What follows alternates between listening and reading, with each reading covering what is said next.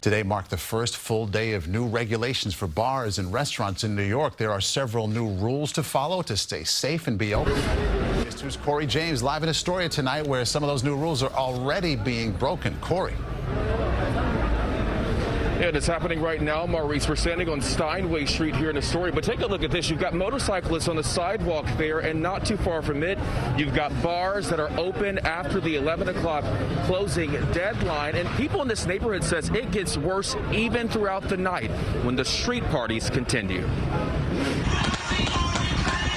Fireworks shot in the air as a crowd of people gathered in front of bars in Astoria. This happening just hours after Governor Andrew Cuomo implemented the 3 strikes you're closed policy Thursday for bars and restaurants violating COVID-19 restrictions. It looked like South Beach, Miami, and we see how the numbers went out there.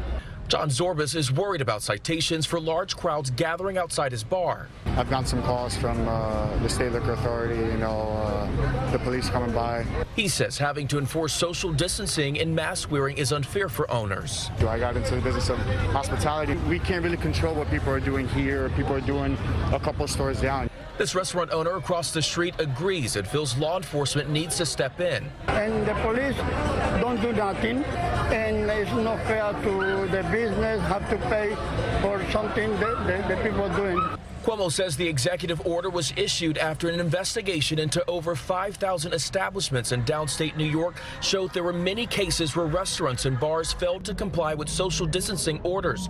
It is why he is also requiring food to go with the sale of alcohol. But an upstate New York pub selling potato chips for $1, calling them Cuomo chips, has this owner of a hookah bar questioning the rules. We can do that, but it's not really considered as a food. Food is a really like chicken or a burger or stuff like that. And it's leaving some with mixed feelings about who should be responsible under the new policy involving social distancing in crowds. I think it's better for businesses to do regulations. I think it's up to the personal responsibility of the individual. There's a time and a place. And people in this neighborhood say this sort of activity goes on from midnight till at least 5 o'clock in the morning. Now, Governor Cuomo says he understands there is tension between communities and local police departments, but he is calling on law enforcement to enforce the businesses in this area, the restaurants, the bars, to be in compliant with the new law. We're live in Astoria, Queens. Cory James, CBS 2 News.